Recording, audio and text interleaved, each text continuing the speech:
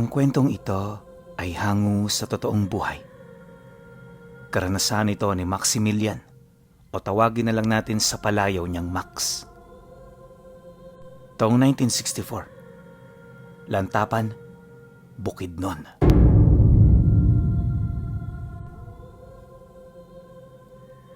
Kagaya ng maraming taga-Lantapan, pagsasaka ng palay ang pangunahin nilang ikinabubuhay. Nagmamay-ari din sila noon ng mga lupa, kaya sa panahong yon, masasabing hindi rin naman basta-basta kahit papaano ang pamilya ni Kuya Max. Anya, 3 henerasyon na nila ang nagpapatuloy ng ganoong trabaho, kaya mula sa kanyang ama hanggang sa kanyang mga kapatid, pagsasaka rin ang kinagisnan nilang gawain. Mahirap man ang ganoong pamumuhay, kinakailangan nilang magbanat ng buto kung gusto nilang kumita ng pera.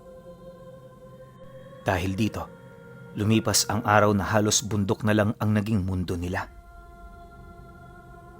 Dagdag pa niya na, noong kabataan niya wala sa kanyang isip ang manghuli ng mga ulupong para gawing gamot sa mga karamdaman.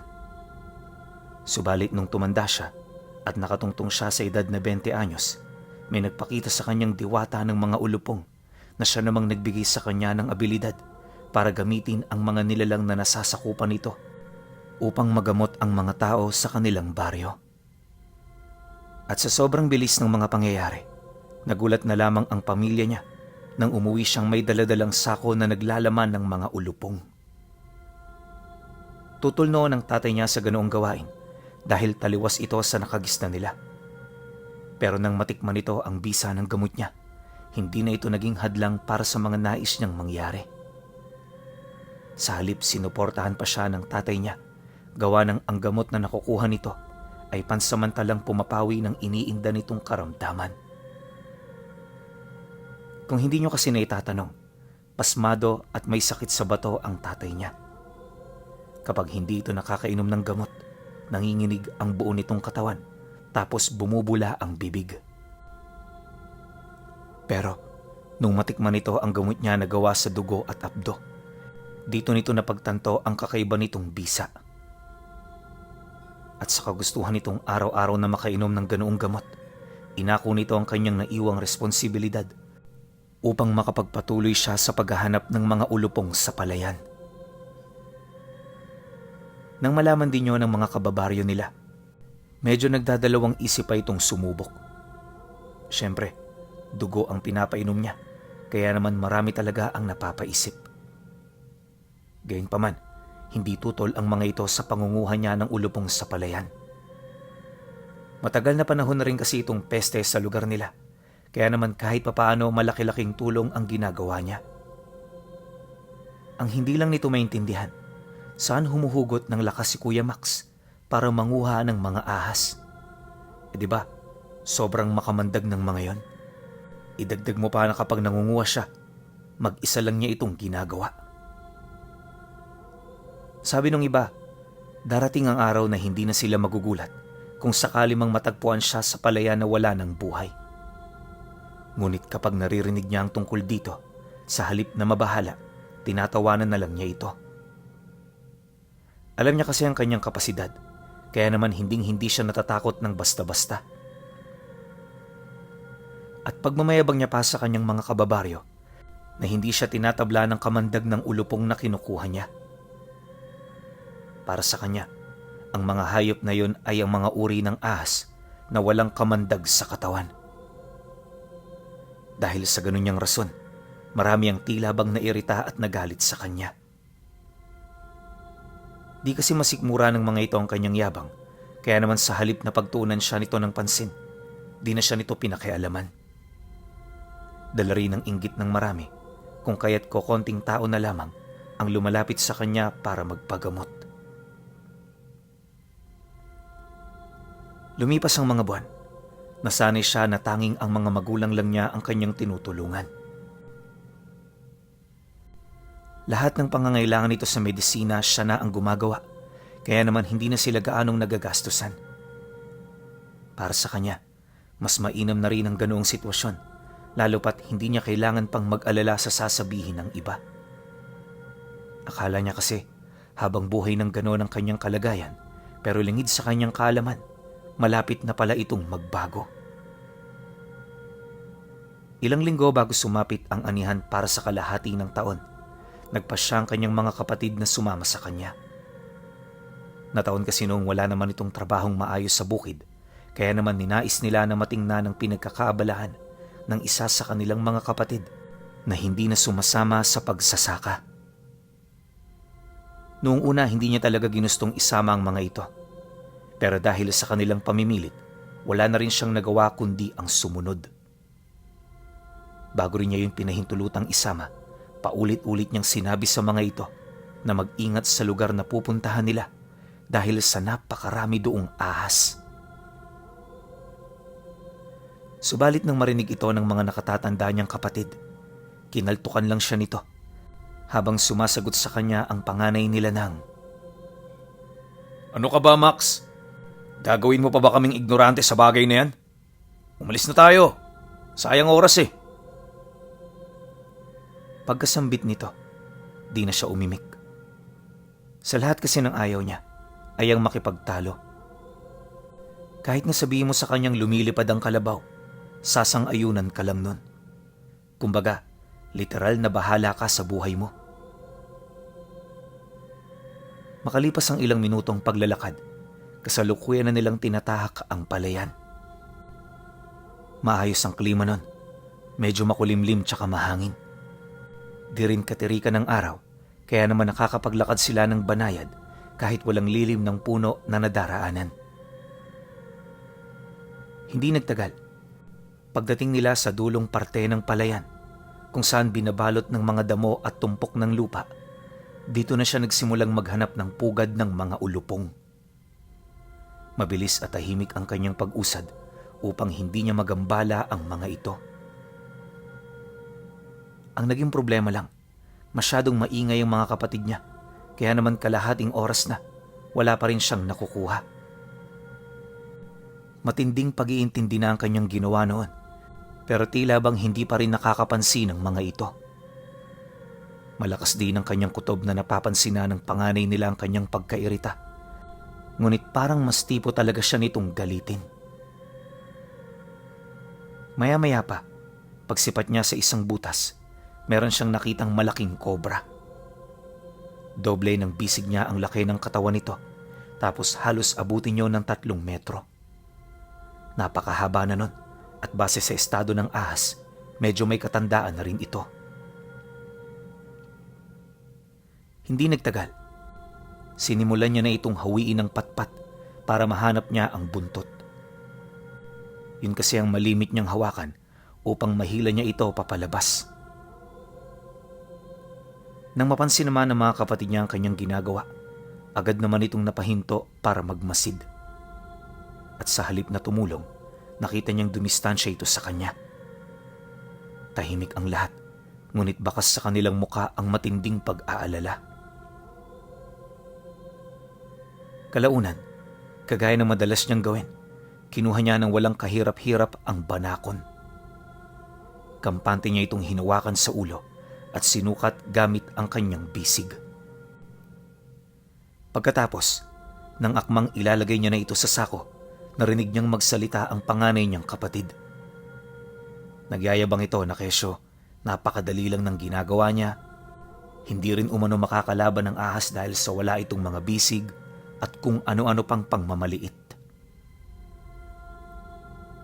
Nang marinig niya ang sinabi nito, kalmado niya itong hinarap habang sumasagot dito ng, "Sige nga kuya, kung talagang matapang ka at kung talagang hindi ka natatakot sa ganitong hayop, ikaw nga maglagay nito sa sako. Tingnan natin kung kaya mo." Kasabay ng kanyang pagwika ay ang pag-abot naman niya sa ahas. Nang marinig ito ng iba niyang mga kapatid, agad nitong sinuway ang panganay nila, ngunit hindi ito nakinig. Alam kasi nito na kung aatras siya, magiging duwag siya sa paningin ni Kuya Max at sa lahat ng naroroon. Dahil dito, kahit wala itong kaide-ideya sa kinakaharap niya, matapang niya itong pinagbigyan. Walang sabi-sabi. Kinuha ng kapatid niya sa kanya ang dala-dala niyang kobra tapos pilit itong ipinasok sa loob ng sako. Ngunit hindi pa man ito naibababa sa loob ang buntot at katawan. Natuklaw na siya nito buhat sa puwersa ng nilalang. Nasakmal ng kobra ang halos kalahati ng kamay niya bago niya ito tuluyang nabitawan. Matapos ang pangyayaring yon, lahat ng mga kapatid niya bigla na lamang nataranta. Dali-dali nilang binendahan ang kamay nito, subalit nang masipat niya ito, napansin niya na hindi na nito kayang patigilin ang kamandag. Mabilis kasi ang tibok ng puso ng kuya niya dahil sa nerbiyos, kaya naman bago pa makapaghigpit ng braso gamit ang sinturon, nakapaglakbay na ang kamandag patungong balikat. At habang tumatagal, unti-unti nang bumabagsak ang katawan nito. Pagsilay naman niyang nasa bingit na yon ng kamatayan, dito niya na ito nilapitan habang nagwiwika dito ng, "Natuto ka na sana sa leksyon mo, kuya. Mula ngayon, hindi mo namamalitin ang trabaho ng iba. Hindi porke pwede sa amin, pwede na rin sa'yo.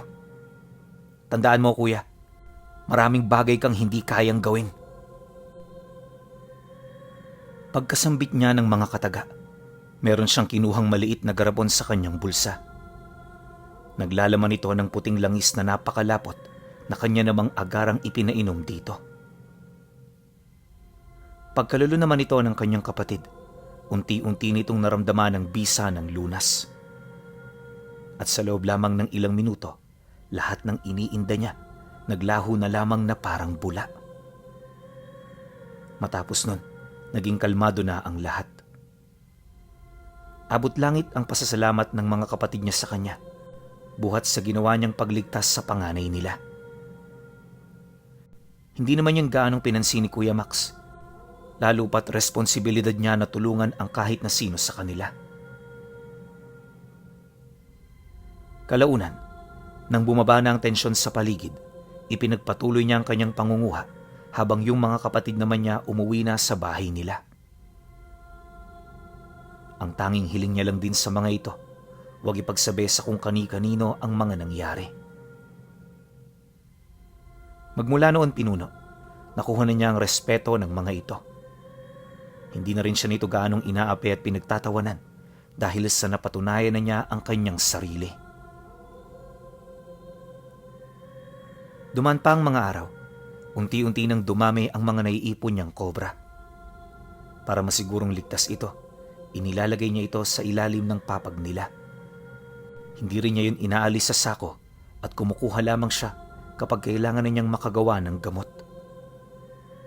Simple lang naman ang gamot na ginagawa ni Kuya Max Pinuno.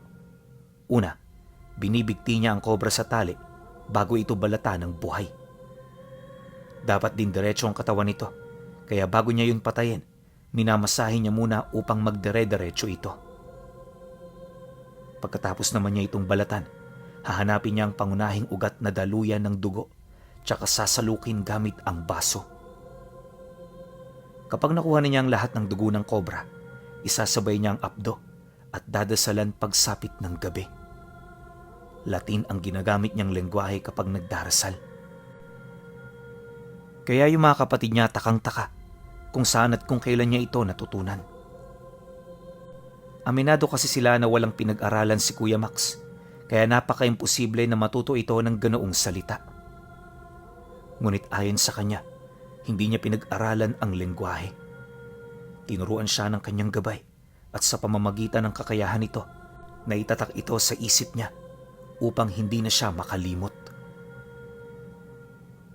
Dagdag pa niya na kailangan niya ang mga usal na nakuha niya dahil ang mga ito ang nagbibigay ng bisa at mahika sa lahat ng gamot na kanyang ginagawa. Nabanggit din noon ni Kuya Max na sa mga panahong yon, nanay lang niya ang nakakaalam ng totoong dahilan kung bakit siya nakakapagsalita ng Latin. Pagtatapat pa niya na kapag tapos na niya itong dasalan, hinahayaan niya itong abutan ng umaga sa labas ng bahay. Kumbaga, parang ibinilad niya ito sa paniniwalang makakalikom ito ng enerhiya na galing sa buwan. 3 araw na magtutuloy-tuloy ang ganoong ritual hanggang sa makumpleto niya ang lahat ng kinakailangan. Pagkatapos, tsaka pa lamang niya ito ipapainom sa nangangailangan nito. Bagaman hindi niya natikman ang lunas, nasisiguro niya na mabisa ito kahit hindi na subukan pa. Matapos naman niya makagawa ng 3 garapon ng dugo, ibinibigay niya ang isa rito para sa kanyang ama. Yung 2 naman itinatago niya para kung sakaling may lumapit, meron siyang maibibigay. Ang kaso lang, sa mga oras na yon medyo madalang ang nagpapatingin. May bago kasing manggagamot sa baryo, kaya sa halip na dumiretso pa ang mga ito sa kanya, doon na lang yun pumupunta. Wala naman itong kaso pero mas mainam ng handa kaysa mga pasya sa sandaling meron ng nangangailangan. Kahit papano, medyo nakampante na rin siya sa pagdating ng manggagamot, lalo pat nahati nito ang trabaho na dapat para sa kanya lang. Ilang linggo pa ang lumipas, natuon sa pangunguha ng alupong ang kanyang atensyon. Literal na wala nang nagpapakonsulta, kaya naman sa halip na maghanap ng pasyente, minabuti niyang ipagpatuloy ang mga nasimulan niya. Nakakahiyamang sabihin pero mas gusto niya ang ganoong buhay kaysa sa meron siyang pinagkakaabalahang mga tao.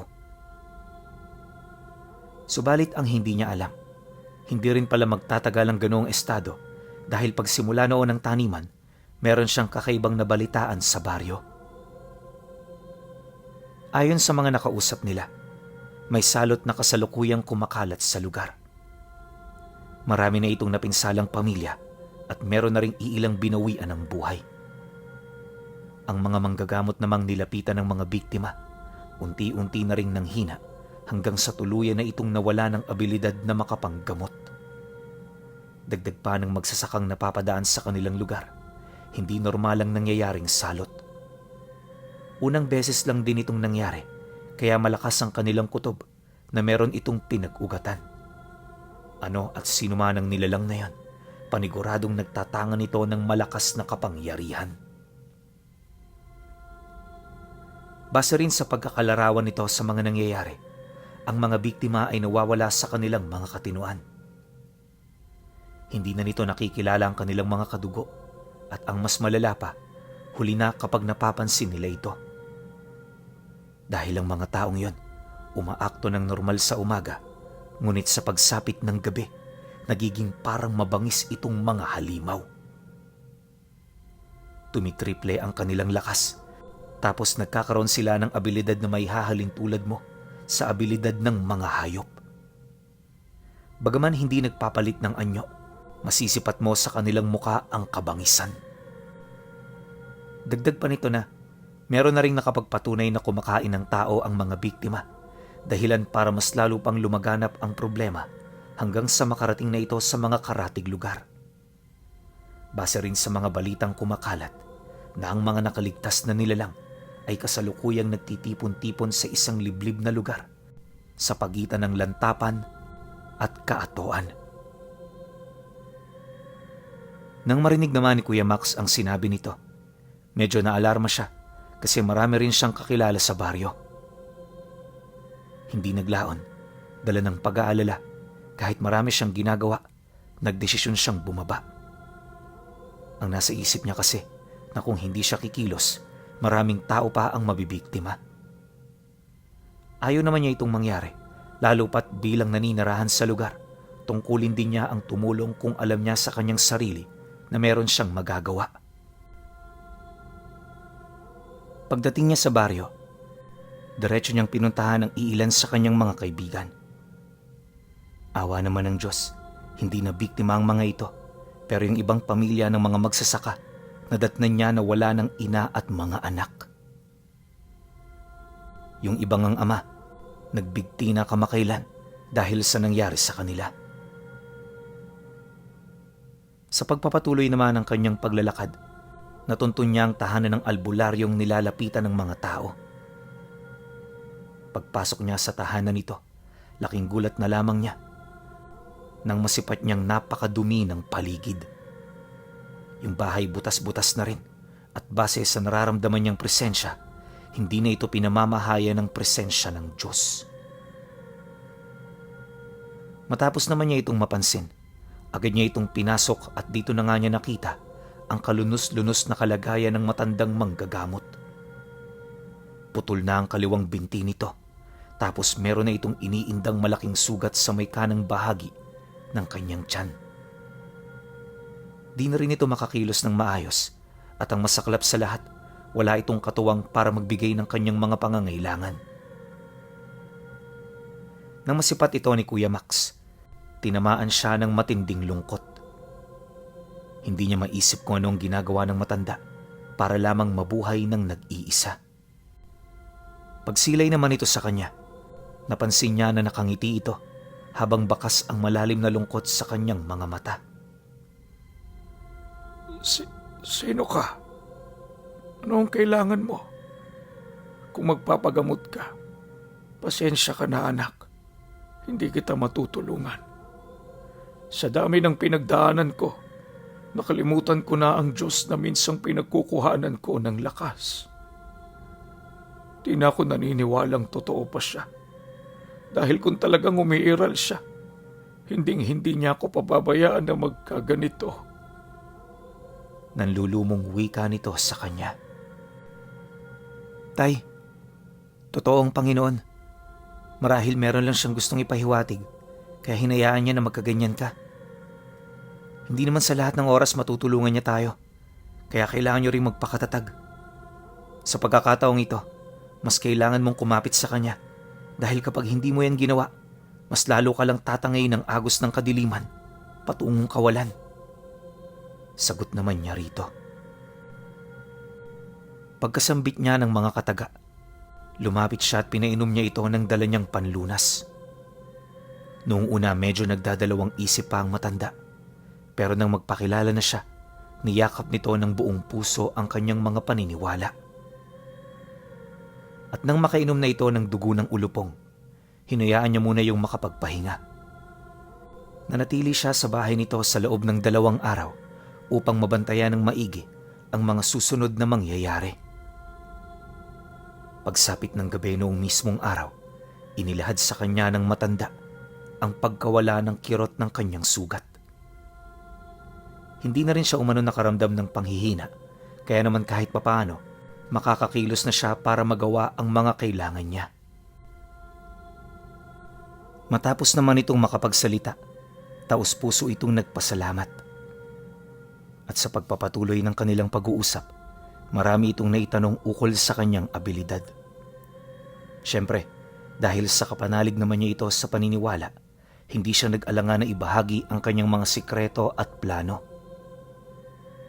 Mariin din niyang inilahad dito na hahanapin niya ang mga nilalang na pinag-ugatan ng lahat ng ito. Nang marinig naman ito ng matanda, dito na yun nagbahagi ng iilan sa kanyang mga nalalaman. Ayon sa kanya, ang nilalang na hinahanap niya ay maaaring kasama din ng mga biktima nito.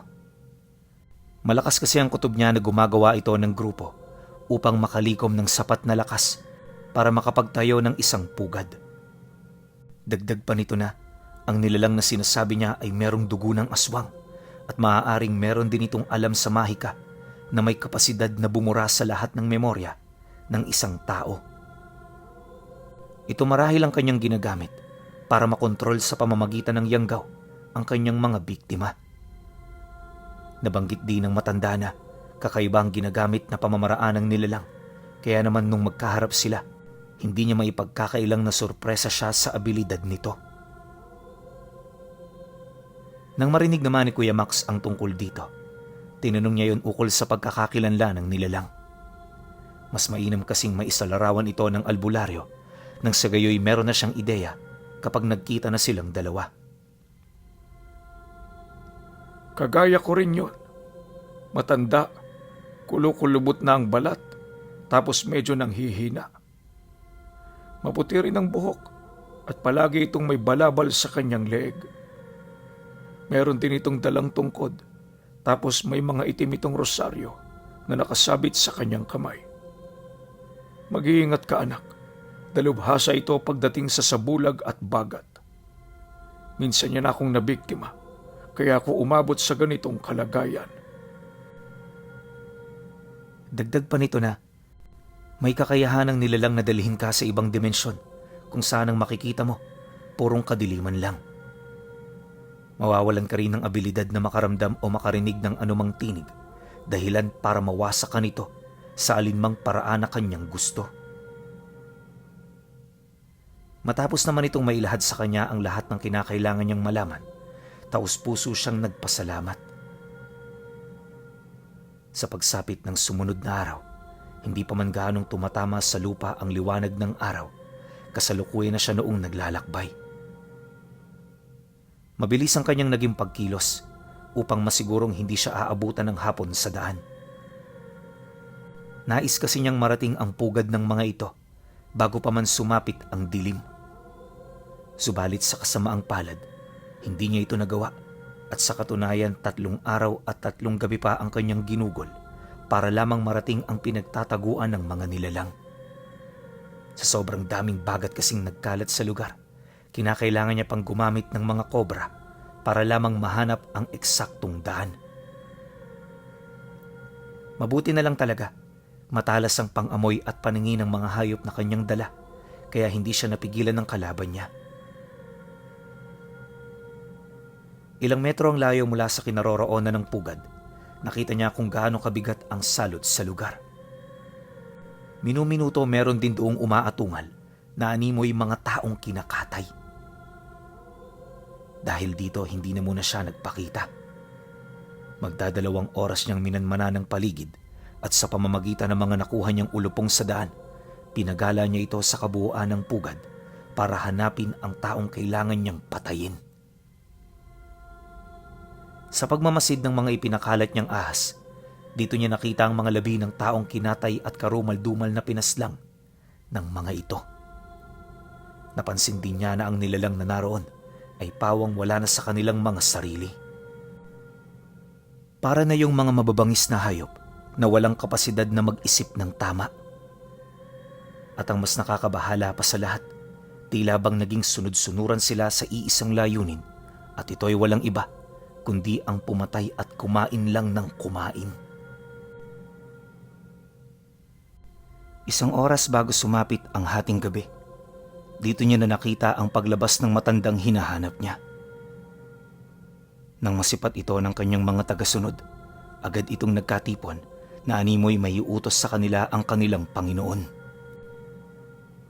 Ilang minuto pa ang lumipas, bigla naman itong nagsipulasan papalayo hanggang sa ang mga bantay na lamang ang naiwan. Nang mapagtanto naman niyo ni Kuya Max, sa pamamagitan ng kanyang dasal, inutusan niya ang mga ulupong na lapatan ng pinakamakamandag na lasong dala nila, ang mga aswang na nagbabantay sa paligid. Pagkasambit naman niya ng utos, dali-dali naman siyang kumilos, gawa ng alam niya na kanina pang naghihintay ang kanyang mga alaga. At kagaya nga ng inaasahan, di pa man siya nakakalapit sa pugad, narinig na niya ang pag-atungal ng iilang mga nilalang. Maya-maya pa, nagkagulo na ang lugar hanggang sa nakahanap na siya ng pagkakataon para pumasok. Matagumpay naman niyang naisakatuparan ng bagay na yon, kaya nang masipat niya ang sentro ng pugad kung saan naroon ang matanda, hindi na siya nagdalawang isip pa na magpakita. Kampante siya roong naglakad habang paulit-ulit na isinisigaw ang gusto niyang mangyari. Dahil dito, agad naman niyang napukaw ang atensyon ng matanda hanggang sa magpakita na ito sa kanya. Paglabas nito sa barong-barong, bumungad sa kanya ang mapupula nitong mga mata at naninilaw na mga ngipin. Taliwas sa mga nasasakupan nito, may kakayahan ng matanda na magpalit ng anyo. Nakataas na rin ang maputi nitong buhok na animoy may kung ano itong pampatigas na inilagay. Nang magkaharap na silang dalawa, nakangisi naman itong nagtanong sa kanya. Ayon sa matanda, hindi niya inaasahan na merong sasalakay na antingero sa kanyang pamamahay sa kasagsagan ng gabi. Dagdag pa nito na, gabi ang panahon ng kanyang paghahari, kaya isang kahangalan ang puntahan siya sa kalagitnaan nito. Ngunit nang marinig yon ni Kuya Max, napangiti lang naman siya habang tinatanong ito ng, Bakit hindi mo tingnan ng mga kasama mo kung buhay pa ba sila? Parang patay na ang mga yan kanina pa. Nang marinig naman ito ng matanda, bigla naman itong napasilay sa kanyang mga kasama. At kagaya ng sinabi ni Kuya Max, nadatnan nga niya ang mga itong patay na. Nakakapagtaka man yun, hindi niya na yun pinagtuunan ng atensyon. At sa halip na mag-alala, buong tapang siyang kinaharap ng nilalang. At sa isang iglap, nagpang-abot na silang dalawa kung saan dito niya naramdaman ang nag-uumapaw nitong puwersa. Ayon kay Kuya Max, na kung lakas lang ang batayan, napakalayo ng agwat nilang dalawa. Ngunit ang hindi alam ng nilalang, meron siyang taglay na abilidad na wala itong ideya kung ano. Lingid sa kaalaman ng matanda, kasing lakas ng kamandag ng ulupong ang kanyang dugo. Isa yon sa kanyang mga depensa na tanging siya lamang ang nakakaalam. Sa pagpapatuloy naman ng pagbubuno nila, bawat suntok na tumatama sa kanya, nagdudulot ng matinding pinsala sa kanyang katawan. Hanggat maaari, iniiwasan niya itong tumama sa kanyang dibdib dahil alam niya na mapipinsala nito ang kanyang baga na maaaring humantong sa kanyang panghihina. Naisip niya na hindi niya ito pwedeng pahintulutan, kaya naman habang nagbubuno sila, pasimple niyang sinadyang sugatan ang katawan niya. Di nagtagal, nang mapuno ng sugat ang kanyang katawan, nagpatuloy ang matanda sa pag-atake hanggang sa nalapatan na rin ito ng kanyang dugo sa iba't ibang bahagi. Dahil dito mas lalo niya itong sinunggaban upang hindi na ito mabigyan ng pagkakataon na makapag-isip. Ilang minuto pa ang lumipas, unti-unti na ngang tumalab ang bisa ng kamandag. Huli na nang mapansin ito ng matanda, kaya naman hindi na ito nakapag-isip ng paraan para malabanan ang ganoong uri ng kamandag. Hindi naglaon, humantong na rin ito sa pagkamatay nito. Malaking porsyento ng kamandag na nakuha nito ay pumasok sa utak at puso, dahilan ng agaran nitong pagkamatay. Ayon pa kay Kuya Max, na nung bumagsak ito sa lupa, wala na yung buhay. Matapos ang pangyayaring yun, sinunog niya ang pugad bago niya ito nilisan. At pagkaraan lamang ng ilang araw, hinanap niya ang mga natirang nilalang para lipulin at ilibing. Nagawa naman itong lahat ni Kuya Max, pero sa kasamaang palad, hindi niya na nailigtas pa ang mga biktima. At magmula noon, kumalat ang kwento ukol sa kanya hanggang sa naging bantog na siyang albularyo sa lugar nila. Ito na rin ang naging daan para makilala ang aral niya na nagmula sa basbas ng diwata ng mga ulupong.